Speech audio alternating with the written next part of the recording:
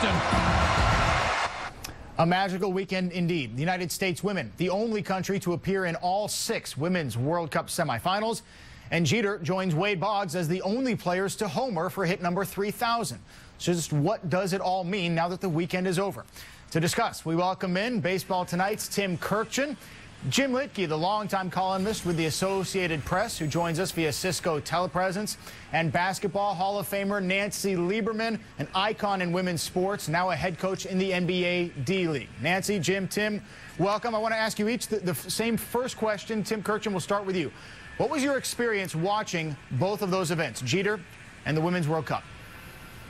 Well, that was terrific. It's what sports is all about. Derek Jeter, who does things right better than any major leaguer going today, absolutely put on a show for 3,000 hits. And the reason people embraced that was because of who he is. And then, of course, the soccer game was on at our house yesterday. My daughter was a good high school soccer player, and there was some screaming going on. That was a great day for a great team and a great player over the weekend. Jim Litke, where were you when both events occurred?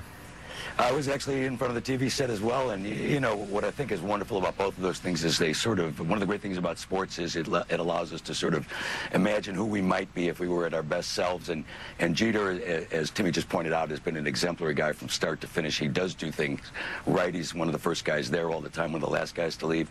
And the wonderful thing about the U.S. team, I thought yesterday, you know, everyone else in the rest of the world will tell you the great drama in watching the World Cup is watching your team try to sort of validate its national character. And yesterday, you know, the referees' calls were going against them. They were down a player. The Brazilians were very cynically diving.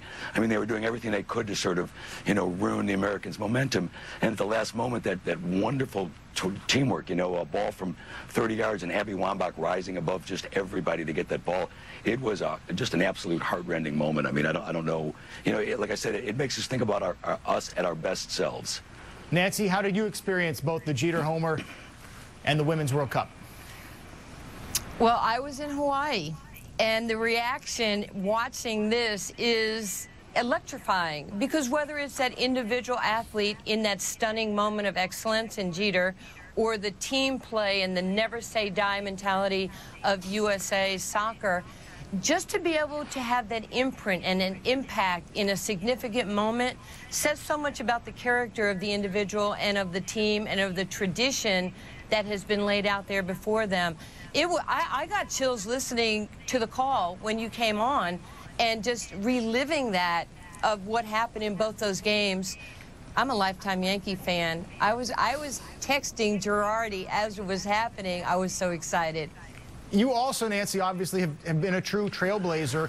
Let's focus on soccer for a minute, then we'll go back to Jeter and the baseball. In terms of women's sports, what does that moment, that victory, mean for the Women's World Cup?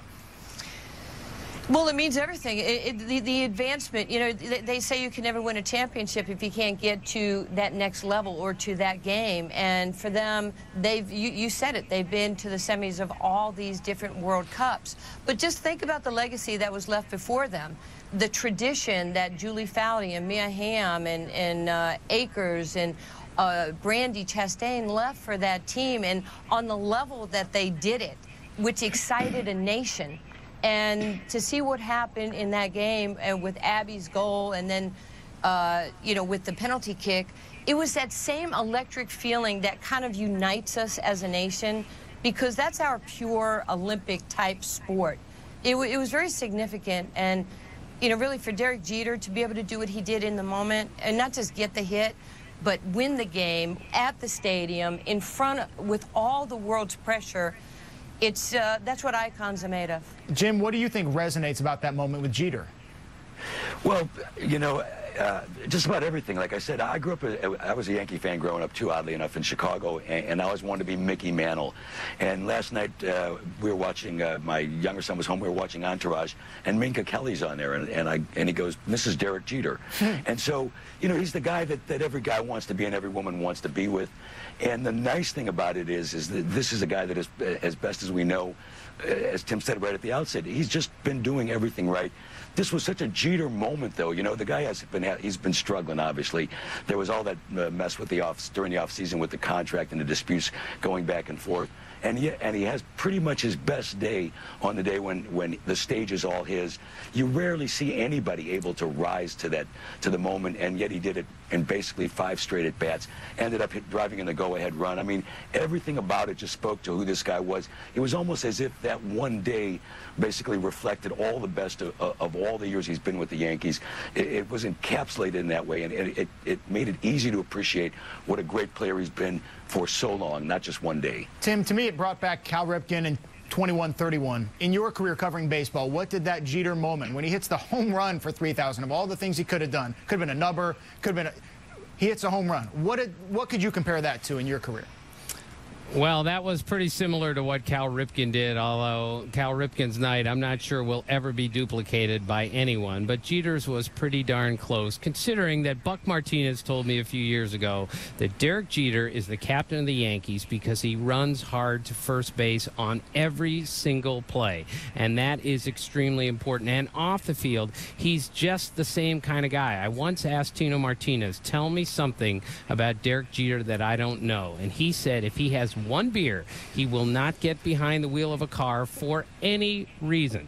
Also, and I don't care how corny this sounds, I watched Derek Jeter after they won the World Series 2 years ago, and I'm trying to stop him to have an interview in the clubhouse after the game. Champagne flying everywhere. He weaves his way through the clubhouse, and he gets to the back end of the clubhouse, and there's his mother and father. He gives them a hug first before he does any celebrating. To me, I don't care how corny it sounds, that's a guy who gets it. And that's the sort of instance that transcends sports, which is what has become of the fan, Christian Lopez, who caught the ball and then handed it over to Jeter for basically nothing. So I want to play you guys a soundbite from Christian Lopez himself and then get your take on what he should have done. Here's Christian Lopez today on ESPN First Take. Going through my head, it was simple. I didn't really think about it until they asked me, and the first thing that popped in my head was I just want to give the ball back to Jeter. The guy deserves it. I mean, he's been our captain forever. When you think of any Yankee sport, you could go from basketball to baseball to hockey to football. I mean, you picture Derek Jeter. He personifies New York sports in general, and yeah, he totally deserves it. I'll start with you this time. They were saying the ball could have gone for $200,000-$300,000. That's a lot of coin. That's kids in college. That's security. Money could have gone to charity. What should he have done, Christian Lopez, with that ball? Well, you know, I'd like to think he should have done exactly what he did. I think, though, that maybe that's as much a reflection both on him, the way he was raised, and who Derek Jeter is. Because only a couple of years ago when Barry Bonds hit that home run ball, I talked to Sal Durante, who had caught Roger Maris's ball, wound up driving a bus and said, you know, 20, 30 years later, he wondered what he should have done. In the Bonds case, I think we were all so cynical about that chase at the time it happened that I was thinking, you know, why shouldn't this guy make money just like everybody else in that whole process was making money? This had a little bit more sweetness to it, and so I'm actually quite glad it worked out the way it did. I wish the Yankees had done something a little more magnanimous, quite frankly, because this kid did walk away from a good piece of change. And, you know, it's a random thing. You happen to be sitting in the right seat when it happens. I think what he did was absolutely wonderful. It'd be nice to see a little bit more of that. And so, like I said, basically kudos to everybody involved in this one, except for maybe the Yankees, who should have done a little more. Nancy, how about it? I think it was the ultimate respect and admiration for somebody to just say, you have given me so much happiness. You have brought so much joy to me. You deserve this. And isn't that as genuine a fan as you can have, as like with the teammate and his opponent standing and giving him an ovation and clapping for him? That's the highest compliment you can receive as a player. Tim, what are people in baseball saying about what Christian Lopez did? Well, I think some of them are amazed, and I think they're all very appreciative, because in the end, you can have money in a bank account or whatever you like there, but there is nothing more important than Derek Jeter looking you in the eye, shaking your hand, and giving you a hearty thank you for what you did. That guy did the absolute perfect thing. I wish more people in the world were like him. Well, we're running a little bit short on time. I want to bring the Women's World Cup back into this because that moment cannot be discounted either. In total, Nancy, we'll start with you. What does this weekend in sports signify coming off the week that was?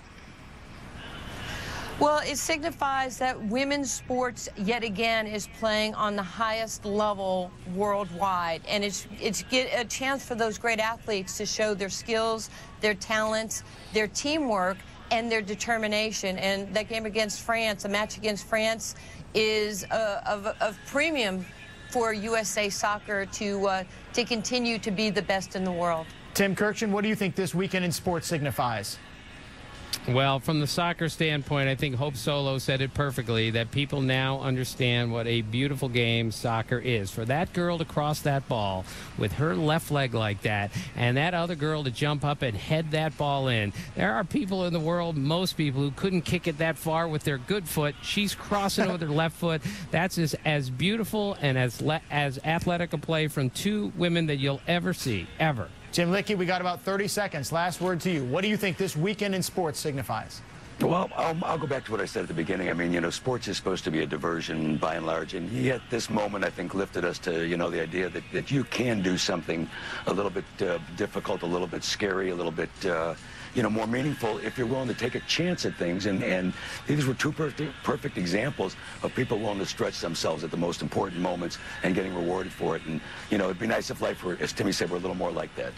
Derek Jeter, the fourth youngest player to crack 3,000, and the U.S. women get their big victory on the 12-year anniversary to the day of USA versus China at the '99 World Cup. Nancy Lieberman, Jim Lickey, Tim Kirkchen, thank you for sharing your insight here on Outside the Lines. It'll be our honor to talk to you again soon. Our poll question to you, the viewer: which was the most memorable sports story of the weekend, Jeter or the Women's World Cup? To vote, go to ESPN.com and search OTL in the upper right-hand corner of your screen. One of the